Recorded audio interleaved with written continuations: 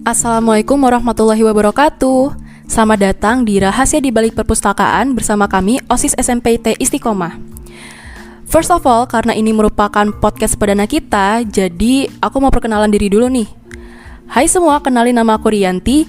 Di sini aku menjabat sebagai Ketua OSIS SMPT Istiqomah masa bakti 2021-2022. Hari ini tentunya aku nggak sendirian. Aku ditemenin sama teman-teman aku nih, ada Ashika dan juga Salwa.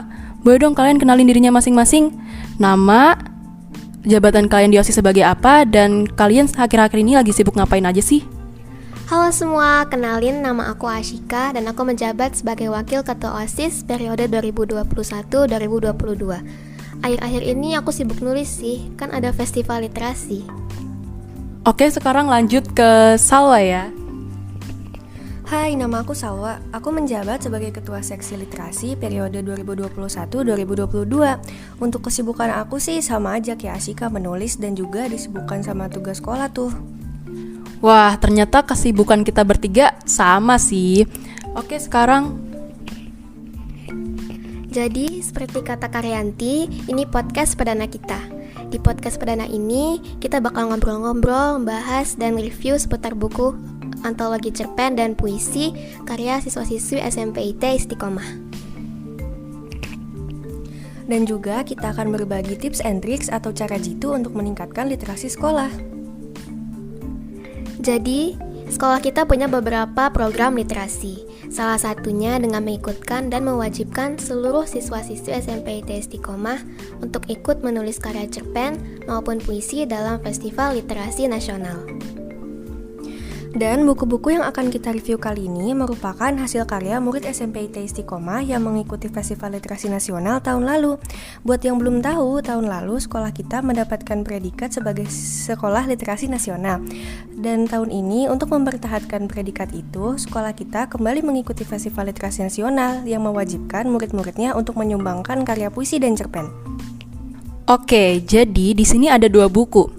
Satu buku ini khusus untuk cerpen dengan judul Cerita dalam Pena, dan satunya lagi untuk puisi dengan judul Merendah Asa dalam Karya.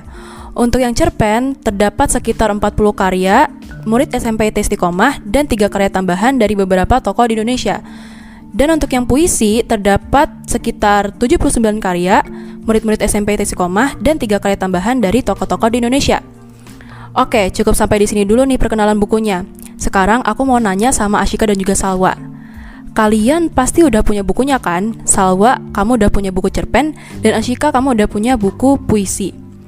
Karya siapa sih yang menurut kalian menarik? Boleh deh sebutin lebih dari 1. Terus juga boleh dijelasin tuh alasannya kenapa, tapi jangan detail banget ya, soalnya kita harus buat mereka penasaran nih. Dimulai dari Ashika dulu deh. Susah sih ya, karena semua karya keren-keren.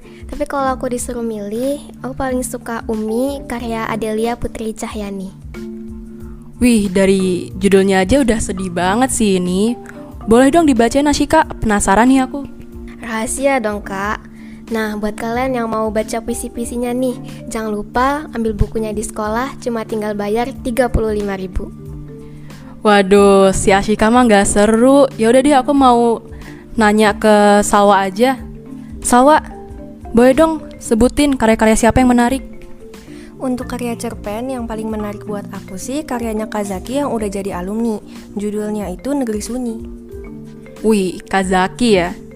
Kalau setauku sih tahun lalu Kazaki masuk 10 besar deh. Pasti ceritanya bagus deh ya. Boleh dong ceritain? Jadi di sini menceritakan sebuah parasit yang menginfeksi pita suara warga-warganya. Jadi jika warga itu berbicara, maka parasit itu akan membesar dan mengeluarkan racun yang dapat membunuh inangnya. Wow, unik juga ya.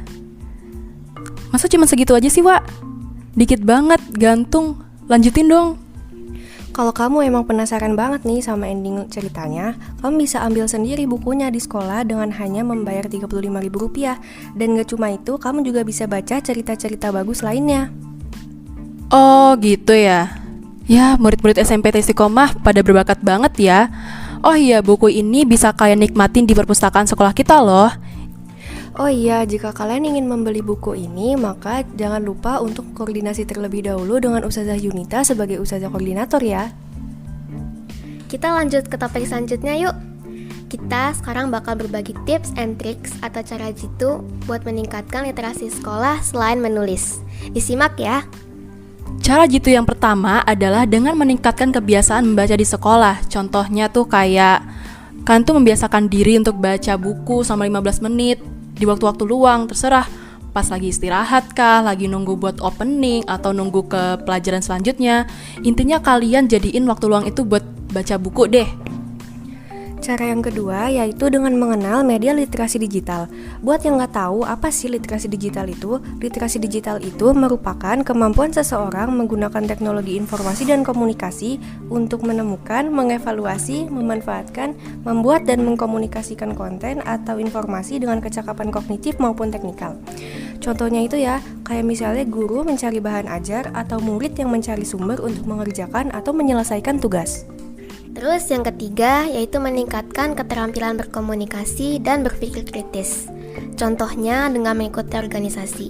Jadi di organisasi ini kita bisa melatih semua keterampilan kita, kayak keterampilan berkomunikasi dan berpikir kritis, seperti saling berpendapat satu sama lain. Dan yang terakhir yaitu dengan kalian menjadikan membaca itu sebagai alternatif tugas. Jadi contohnya tuh kayak kalian tuh lagi baca buku, terus kalian tuh kayak istilahnya kerajinan lah nulis rangkuman sendiri gitu. Nah, kira-kira itu dia beberapa cara jitu buat meningkatkan literasi di sekolah. Semoga bisa kita terapkan di kehidupan sehari-hari ya. Iya, bener banget tuh. Literasi itu penting banget buat kehidupan kita semua. Dan pastinya hidup kita juga akan terbantu jika kita berliterasi. Oh iya, by the way, untuk kalian yang berniat untuk berliterasi tetapi tidak memiliki bukunya, kalian bisa tuh datang ke perpustakaan sekolah dan menikmati buku ini. Saya tambahkan, jadi rahasia di balik perpustakaan salah satunya adalah buku-bukunya. Ada yang karya murid-murid SMP ITS Istiqomah loh, nggak cuma dari orang luar aja. Keren nggak tuh? Nah iya, jadi podcast kali ini cukup sampai di sini aja ya. Tapi sebelum itu, aku mau bacain quotes yang sama poinnya seperti yang Sawa bilang sebelumnya. Jadi quotes ini dari Lenang Manggala, yaitu cara terbaik untuk meningkatkan kualitas karakter, kompetensi, dan kesejahteraan hidup seseorang adalah dengan menanamkan budaya literasi. Dari hadis riwayat Ad-Darim nomor 497, Qayyidul ilma bil kitabati. Kalian ikatlah ilmu dengan menuliskannya. Cukup sekian, makasih banget buat kalian yang udah dengerin podcast kita sampai akhir. Terus ikuti kami untuk kedepannya ya. Dan sampai jumpa 2 minggu lagi. Mohon maaf bila ada kesalahan kata atau lisan. Saya Salwa. Saya Rianti. Saya Ashika. Anak SMP ITS Istiqomah, cerdas berliterasi. Wassalamualaikum warahmatullahi